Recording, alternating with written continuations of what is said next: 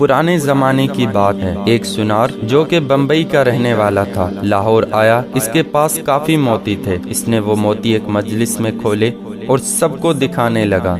इसने एक मोती जेब से निकाला और लोगों को दिखाते हुए बोला कि ये मोती सबे अफरोज है, यानी रात को चमकता है। जब इसने सामान समेटा और उठकर जाने लगा तो उसी मजलिस में एक चोर बैठा था। पूछने लगा, जनाब कहाँ के इरादे हैं? सुनार ने जवाब दिया, बम्बई जा रहा हूँ। चोर ने कहा, इत्तेफाक देखें मेरा भी वहीं का प्रोग्राम है, चले मिल के चलते हैं। ये सुनार भी समझ गया कि ये मेरा हमसफर नहीं है बल्कि इस मोती के पीछे लगा है, लेकिन समझदार था। कहने लगा, आओ चलते हैं। दोनों मिलकर चल पड़े। सारा दिन सफर किया और शाम को जब सोने लगे तो चोर ने अपनी वास्किट वगैरह जो कमीज के ऊपर पहनी हुई थी उतार कर अलहदा एक जगह पर लटका दी। सुनार ने वो मोती अपनी जेब से निकाला और नजर बचा के वो कीमती मोती इसकी जेब में रख दिया और खुद बेफिक्र होकर सो गया। अब ये चोर रात को उठा और उसकी जेब, उसका सामान सब देखने लगा, लेकिन कहीं भी मोती ना मिला। आखिर वो सो गया। सुबह उठते ही सुनार ने नजर बचाकर वो कीमती मोती उसकी जेब से निकाल कर अपने पास रख लिया। जब चोर उठा तो इसने नाश्ता करते हुए सुनार से बातों बातों में पूछा कि वो तुम्हारे पास वो कीमती मोती था, वो कहाँ है? रात को चमक भी नहीं रहा था। सुनार ने मोती जेब से निकाल कर दिखाया और कहा कि ये तो मेरे पास है। चोर हैरान हो गया कि मैंने इसकी पूरी जेब छान मारी लेकिन मुझे ये ना मिला, लेकिन इसने अभी जेब से निकाल कर दिखा दिया। खैर आज रात निकाल लूंगा। सुनार ने अगली रात फिर वही अमल किया। इधर चोर भी सारी रात ढूंढता रहा लेकिन कुछ ना मिला। सुबह को फिर वही माजरा कि मोती सुनार की जेब से निकल आती है। यही काम 3 से 4 दिन चलता रहा। आखिर चोर ने एक सुबह सुनार